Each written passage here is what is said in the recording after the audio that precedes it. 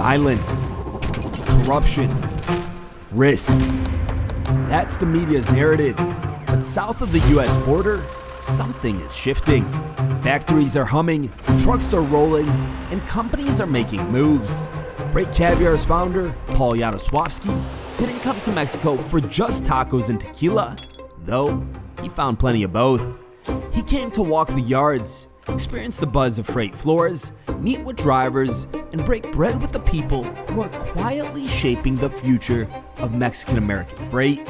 What he found on the ground looks nothing like the headlines, and you don't need to book a flight to see it yourself.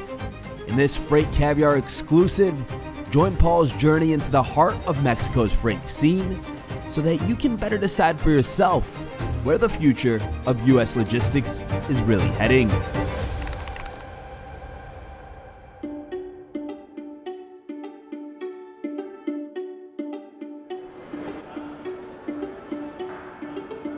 Guadalajara, known as the cultural capital of Mexico, birthplace of mariachi and tequila, and also as the country's Silicon Valley for its booming tech and manufacturing scene, the city blends tradition with rapid growth. Roberto from Rapido, a longtime Freight Caviar partner, welcomed Paul with a 2-day tour through its streets, its food, and vibrant culture. Along the way, he showed how Rapido helps US companies tap into Mexico's talent pool, helping to build dedicated, bilingual teams of amazing people who operate in the same time zones, with the same standards, and the same drive for excellence at a competitive price. The photo here. It's nice, good weather here. Nice to meet you too. We are here with Cesar now from Rapido Solutions Group. Hi. Cesar picked us up.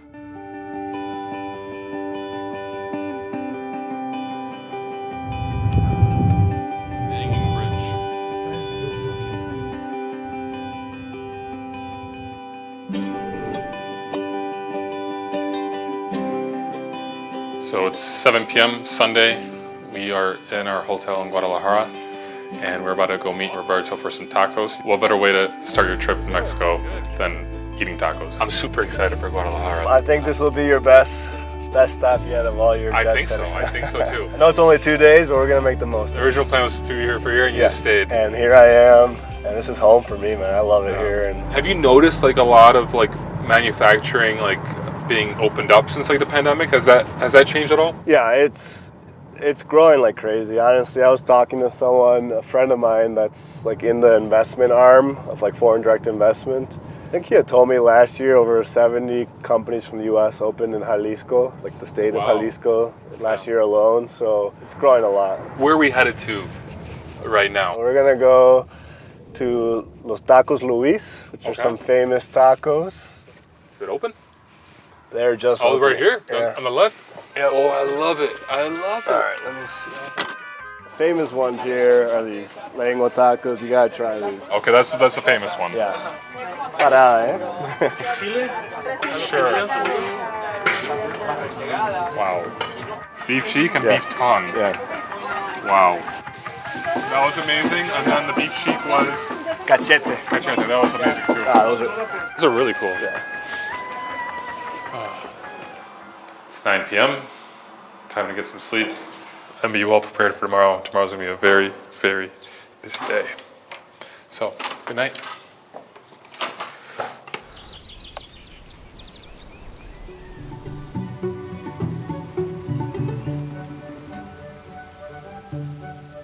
I just got an email from Matt Silver, the CEO and co-founder of Cargado.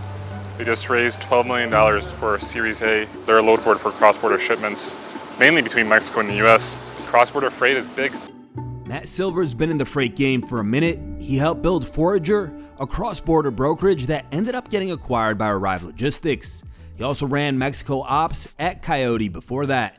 Now, he and his team are building Cargado, a venture-backed startup that's all about making cross-border shipments between the US, Mexico, and Canada way easier and more connected. Guadalajara is awesome. It's cool to see more and more offices open there. You'll see a footprint of offices in Monterrey, in Guadalajara, Mexico City. Some of the bigger, older brokerages have offices there. Those are kind of the three main hubs. Triangle. Yes, the Golden Triangle. What should like brokers that want to open a business in Mexico like understand before making that start or jump, going over to do Mexico cross-border freight? If you think about it, especially with everything going on with the tariffs right now, and like you're going to see an even bigger rush, manufacturers moving to Mexico. And so you're a 3PL, you're a broker, you've got these customers. The first thing is to go ask them if they have cross-border freight. Hey, are you guys moving anything out of Mexico? Where do you bring your supplies in from? Where do you get your materials from? But you have to actually go ask for it. You'll find out that a lot of them have it. There's a couple things that are obviously very different about Mexico freight than domestic freight. So one, the load picking up in Guadalajara going to Chicago, if it's a B1 driver, they'll go deliver it. But if it's not, they'll leave that trailer in Laredo, and then a US driver is going to take it from Laredo to the final destination. The next thing I would call out is that there's no cargo insurance in Mexico. Everybody says it's a little bit like the Wild Wild West. I would say the Wild Wild South. But yeah, and then the last piece is, use Cargado to get started with it.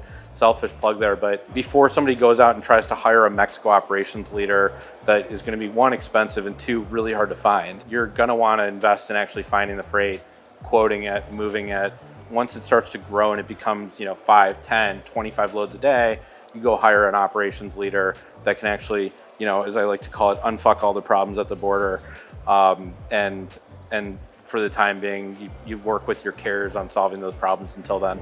So Roberto, what's a typical Mexican breakfast? Is it just tacos or no? No, not tacos. Not tacos, okay. You can get some chilaquiles.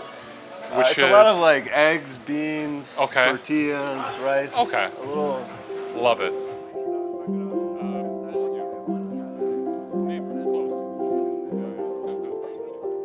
Where are we headed? Where are we going? We're gonna head this way, so this is Honduras. You guys just got here, so about 10, 15 years ago, none of this was here. So it's just kind of shows the foreign direct investments and how much it's growing, how much it's being developed. And it's been really interesting to see. I'd say like over the last 10 years or so, this has kind of been the cradle of U.S. logistics companies coming over here. So you got Coyote's office is over here on the other side of this parking lot. Blue Gray's opened over here recently. T.H. Robinson has offices here. We'll show you here in a little bit. We even started our first WeWork offices are over here. So there's quite a bit of a logistics presence here. You even have Hershey has some corporate offices here, Pepsi. So it's been really interesting to see how a lot of these companies have settled in this area. As you can see, it's vibrant. There's restaurants, there's bars. Yeah. It's definitely an area that I think people from other countries come, and there's like that level of comfort. It's very modern. There's just a lot to do. Buzzing. It's early in the morning right now, so it's very quiet still, but you'll see here in a few hours this place, there's just traffic. Everyone's here eating lunch, so it's a good time. Definitely. Like, what's in front of us? Like, so that's Sao Paulo, the business district right there? That's like the financial district, so we're gonna have dinner there tomorrow. Okay. And then like straight ahead that way is like where El Centro is downtown, so we'll go there tomorrow as well. But just like right now when we're driving around here in Guadalajara, it's very modern, it's like like a lot of nice cars on the road. Like I feel like I'm kind of in LA right now with like the weather and the climate, the trees, the sun. There in the background's our rooftop. It's our office. Oh, nice. Okay. Perfect. So we're really close to the Rapido office. Let's go. We're the Rapido office.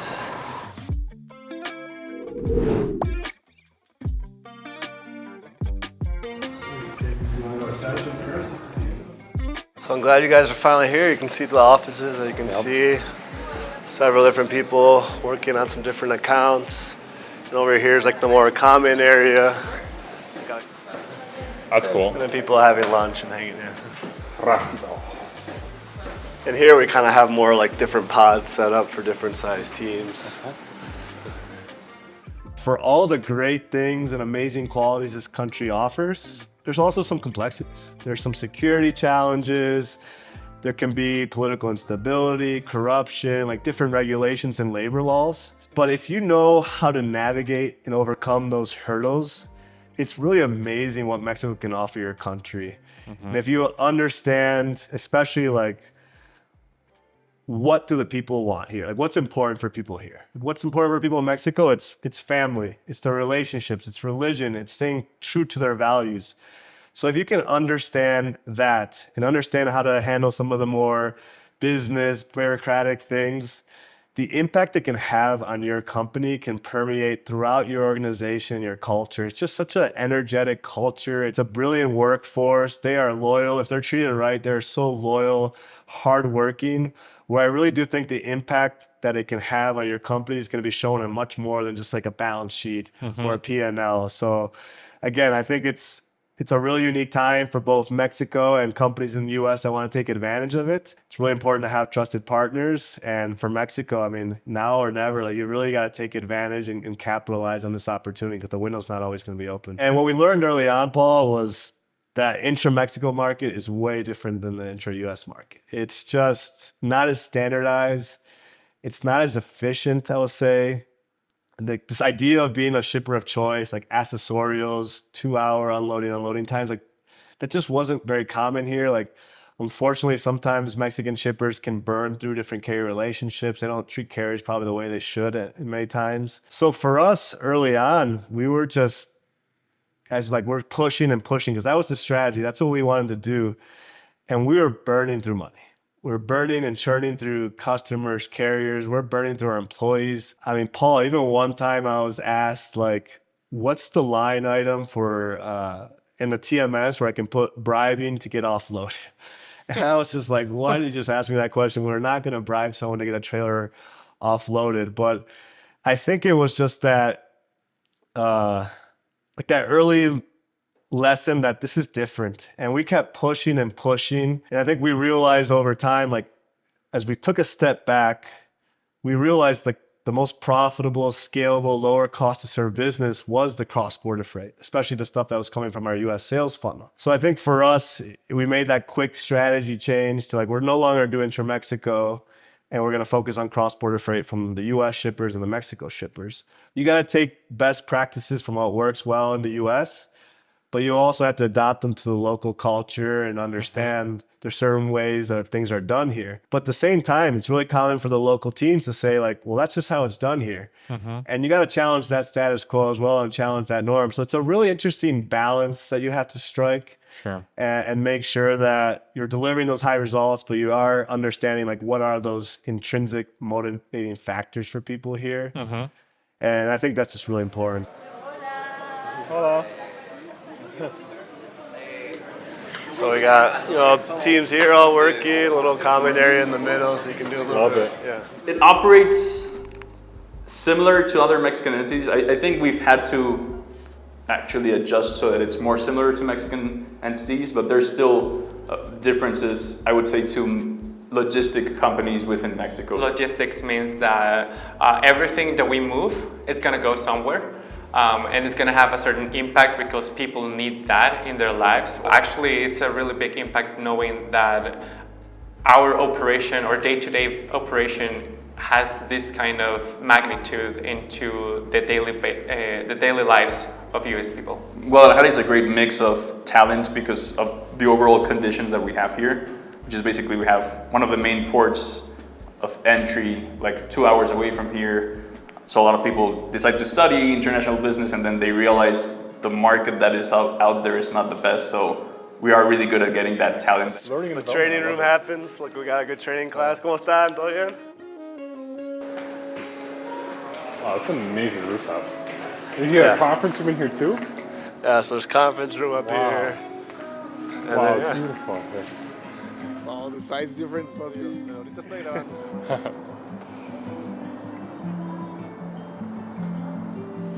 We are going to Innovativos, which is a carrier here that does a lot of cross-border shipments. They handle a lot of high value, high risk, high theft, all that kind of stuff. So like very specialized because of security and things like that. It was interesting because Roberto was telling me like they used to work with them at Coyote and like they used to run the tequila Loads of escorts. Basically what an escort is they just like take or they drive along with the semi to the border, right? Yeah. Just ensuring that it's like an armored escort probably, or no? Some are armored, some aren't. Okay. They're the ones that tell you these are the safe places to stop and all that. Do you remember any stories of like a shipment going wrong where like let's say it got stolen Like, do you remember that or no? You have to be careful with pottery, for example, Pottery. because like what you could do is when you like heat it up, you can like hide in drugs and things like that. So you have to be careful about certain products. So I think there was one time by accident there were drugs on that shipment, and obviously like it got caught at the border and all hell broke loose, and we had to deal with that situation. It doesn't happen too often, and it's just part of sometimes having to do these cross-border loads. Like occasionally something like that could happen. Cross-border, it's a different, breed of logistics. I feel like It's more complex.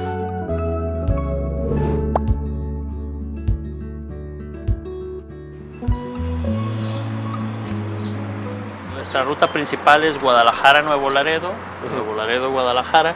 Manejamos exportación. Tenemos cerca de 240 unidades al día de hoy, lo que son tractocamiones, y traemos cerca de 400 cajas secas. Y hemos sentido que ha venido creciendo el nicho de mercado, por decirlo de alguna manera. it's awesome to see trucking companies out here that are doing a lot of cross-border freight. They specialize in tequila and electronics, and that's because that's what gets manufactured out here. All right, guys, I decided to quit freight cab here and become a truck driver. It's always been one of my dreams to haul freight long distance, so got my first load from Guadalajara to Laredo, Texas, a truckload of tequila. Take care, guys. Guadalajara is considered to be the modern home of mariachi and tequila. So naturally, Roberto and Paul head to a local restaurant to experience both. Do you want one tequila? Yeah, let's get tequila. Are you gonna down for tequila? Yeah, let's do it. One won't hurt. Yeah. Sleep well. Yeah. Got something I own this moment. Okay. It's like smooth as tequila goes. So a shot of that is 820 pesos, which is how much, like US? I got $40. 20 bucks, damn, for a shot of tequila, $20. Wow. $40 tequila shot right here. Cheers, bro. It's the best tequila I've ever had in my life. Unique for sure. That's nice. Hace más fresco, dulces de pache para la vidia junto al mariachi. En los periodos y alfarerías suele con triste melancolía.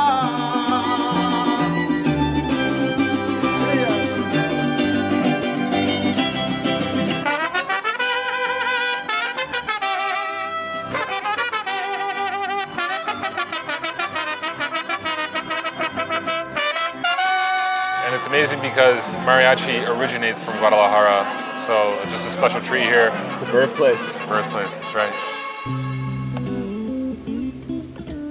So we got Ari Levy here, flew in straight from Mexico City to Guadalajara. We're gonna have a crazy day today. Great to be here in Guadalajara with you, dude. I'm so happy. It was like a last minute trip.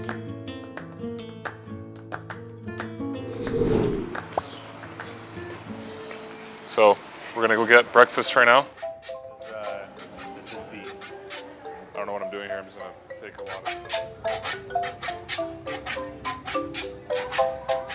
Very beautiful place. Got the nice architecture around here. All right, you're the star of the show right here. 2 cameras on. Mexico's cool.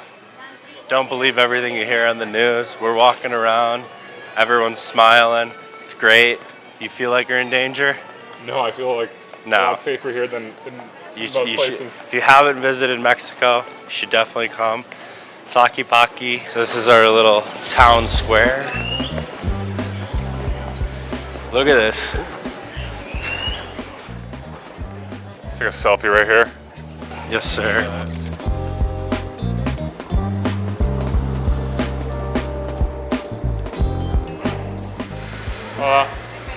Hello. The home of tequila. Do you guys think that I look good in this? I think you look very good in it. Yeah. Hasta luego, is that what you say? Oh, hasta luego. Bye-bye. 5 centuries old, but moving faster than ever. Founded in 1542, Guadalajara has become more than just a cultural hub. It's now a powerhouse of manufacturing and technology.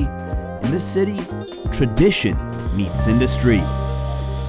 Ari and Paul's next stop, Vac Solutions. On-the-ground experts in intra-Mexico and cross-border freight, with operations anchored in Mexico City and Guadalajara. Wow, this is amazing. It's our operational team. Come on, that here is my Partner? Okay. Yeah. Cool. Build back solutions. Hello. How you doing? What's your name? Very nice to meet you. Sergio. Sergio. Nice to meet you, How you doing? Sergio. So this is the operational team, the carrier sales team. Okay. So cool. Here in Mexico, they can get a customer because of the price, but it's gonna look for service. So people here can pay more for good service. Kind of getting back in the how to develop a relationship with the carrier is we don't like to play as the auction game. What's going on with nearshoring from your perspective, and where do you envision nearshoring? You know, even with the tariffs right now, with Trump in office, like going forward. Nearshoring is not a new thing. We just started listening to nearshoring after COVID, but it's been happening since the '93, from the first free trade agreement we got between Mexico and the States, and Canada, of course. We've been building infrastructure from all these years, and many companies like General Motors, Toyota, many manufacturings has established in Mexico through all these years. Basically, eight years ago or so, when Trump entered, he renegotiated which deal? From Telecan to Temec. Temec. Oh, so what does that even mean? What Temec is the new trade agreement we signed with Trump. So back in the days, where all these steel tariffs were imposed, and we had to make some origin challenges paperwork in order to get rid of that tariff. So it happened before. Like, the story repeats. We are in the middle of a tension or of many questions the industry might got. I mean, I'm gonna go back to this phrase where exponential growth does not pause, even though the world gets messy. So we have to take the advantages of how this whole new flow of commodities is gonna go. I want to quickly touch on this topic because I think it's something that also people in America are curious about, is like the safety of like intra-Mexico freight. How does it look like when you're doing loads from Guadalajara to Mexico City or Monterrey? Like, do you oftentimes need to get an escort to like actually, make sure to secure the freight, making sure that no one will, maybe steal it, stuff like that? How does that look? It's something that we all get worried about, right? Because it's not just the commodity, it's not just the load, it's a driver. It's a guy who drives a truck who exposed their life. That is part of the shortage problem in Mexico, because it's dangerous, so people doesn't want to drive anymore. We gotta be really careful of commodities.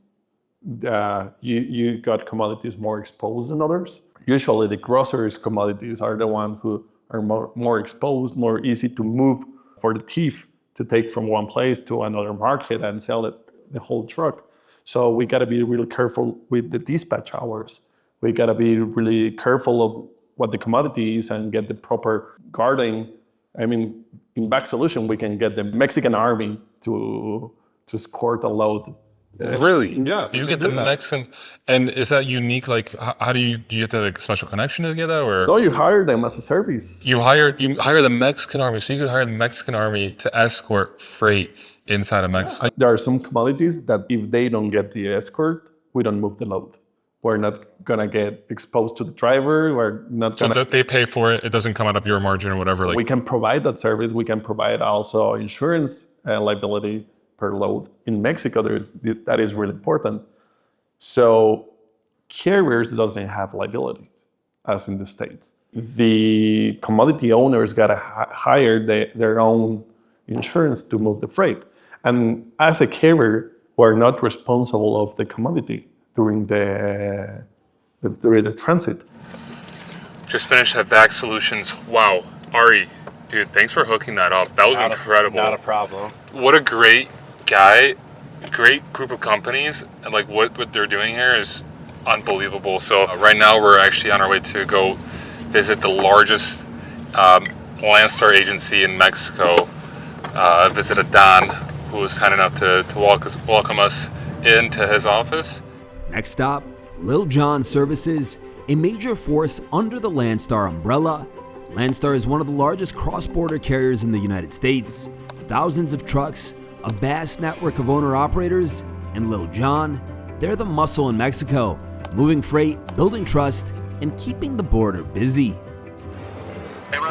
Hey, Adan, sorry to bug you. I'm trying to find the place here. I'm next to like the NH Collection Hotel. I'm not sure if I'm in the right place. Yeah, you are in the NH Hotel. It's in the mall as well, so it's okay. It's okay. So where do I go now? Hello, everyone. Hello. Hi, Adan. How are you? Good, and you? Good. Doing good. Nice to meet This you. is Hey. Ari. Mucho gusto.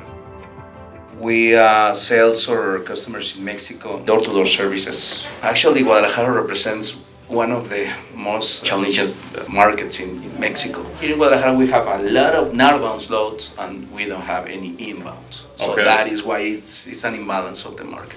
We mostly give service nowadays here in Guadalajara to the electronics industry. Mostly, we are working with Foxconn, with Flex, with Jabil, with Samita, with IBM. As well, we work nowadays with tequila industry. Yeah. With some of brands of tequila. Well, how there's tequila and electronics, right? The main. And part of pharmaceuticals as well. Pharmaceuticals, right? We have Laboratorios Pisa, that is a huge company here. We believe that probably the automotive industry could be the main industry that represents the nearshoring opportunities for us. Automotive industry represents. I believe so. Okay. So other ones and aren't as affected. You think? Yeah, actually, they are located probably mostly in Guanajuato. So we are doing in Guanajuato, that is Celaya, León, Silao, the Guanajuato state. So I believe this kind of industry, and probably aerospace industry as well, could be the best example for nearshoring, in my opinion. So, had a wonderful meeting with Don and Sergio from Little John Services, which is a Landstar agency. They are the second largest Landstar agency in the world, and they're the largest one that operates in Mexico, and they do a ton of cross-border freight from Mexico into the US and Canada. Now we're about to just walk around here for a little bit before we grab dinner. Yeah. Wow. Local marino. Yeah, cheers. Cheers. Yeah, cheers. Good to have you guys in Guadalajara. Yeah, thank you so much for having me.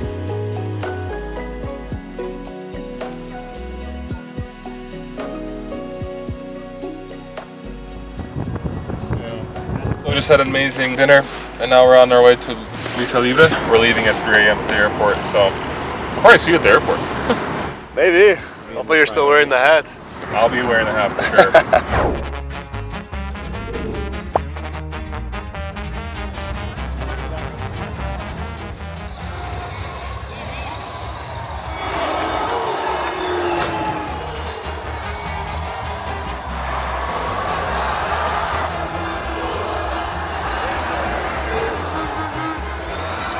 He's got the mask on. Yeah, we're having a great time at Lucha Libre. How we doing, boys? We've really bought into the spirit of the night. Got to be at the airport in like 4 hours, so yeah, let's go. After a celebratory dinner in Guadalajara and a night capped off with the roar of Lucha Libre wrestling, Paul grabs an early flight to Texas for the TIA conference, a gathering ground for some of the sharpest minds in freight. Here, deals start with a handshake in the hallway, and for anyone looking to do business with Mexico, it's a gold mine, from trade policy and freight insurance to the hard-earned insights of freight's sharpest minds. Mark Vickers here, founder of Borderless Coverage. Yes. That handled insurance between cross-border, right? I work for Reliance Partners, so everybody thinks I'm an insurance guy, but I really kind of tell everybody that I'm a logistics person. So I was at TQL for 8 years, and while I was there, I moved their first shipments into Mexico. I talked to our chief legal officer at the time, and I'm like, hey, I'm handling a lot of electronics and automotive freight, and these automotive clients are asking me for a cargo insurance solution in Mexico. And chief legal officer at the time there said, hey, make him sign this waiver of liability. I felt like it was kind of the worst customer service experience on the planet. So the first thing I did was I started using MacroPoint quite a bit for real-time shipment tracking in Mexico, and that worked, and that was great, and I joined the MacroPoint team. After the sale to Descartes, I was working at a company called Sedlak Supply Chain Consultants. We did really supply chain optimization. And I built borderless coverage while I was there at night. And I got 3 different insurance markets to take the risk on Mexico. What it led to was a product that I ended up calling borderless coverage, which is all risk, shipper's interest, cross-border and intra-Mexico cargo insurances. Over the last few years, there's been a lot of nearshoring happening in Mexico. Have you seen a larger emphasis from like the larger brokerages or just brokerages overall in doing cross-border freight? Every top 100 company is like, all right, what do we got to do? How do we get down there? And really the way to get in is very simple. It's these large freight brokers just need to ask, hey, do you have any Mexico freight? And then you start the conversation. You tell them you can provide them a complete risk management solution in Mexico, and you can have access now to pre-vetted carriers through groups like Cargado. Nearshoring's not going to stop. It's just going to continue to grow like crazy. So we got Luis here from Arrive Logistics, and he works a lot with Bob's trucking company. Tell us about like the, I guess, difficulties of doing cross-border freight compared to just doing domestically U.S. stuff. Language barrier might be one thing, but there's a lot of workaways around it, and as well as like lag time at the border, helping carriers get all the proper paperwork they need before they even get to the border so that there's not further delays as opposed to just a mass inflow of trucks depending on what port of entry you're coming in through. Do you oftentimes get escorts? Yeah, for sure. Like I know a few customers who I was trying to source capacity for out of Jalisco. But yeah, those were all high value cargo loads and they did have to have escorts from like the origin to the border at least just to keep it all safe. Andres, tell us as much as you can about cross-border freight. It's having a checklist. What do you need, right? Starting with a freight forwarder in order to cross the material, the merchandise, and then challenges with Mexican movements, Mexican freight. You have rules regulation on the United States side, different laws in Mexico, different workforces in Mexico, United States. It's complex in managing both. From Guadalajara's buzzing streets to the gorgeous hallways of TIA in Texas, this trip was much more than just miles traveled. It was a front row seat into what US-Mexico logistics looks like in 2025. And it leaves one question hanging in the air. If this is what Paul saw, the people, the opportunity, the movement, is doing business in Mexico really as dangerous as the headlines would have you believe?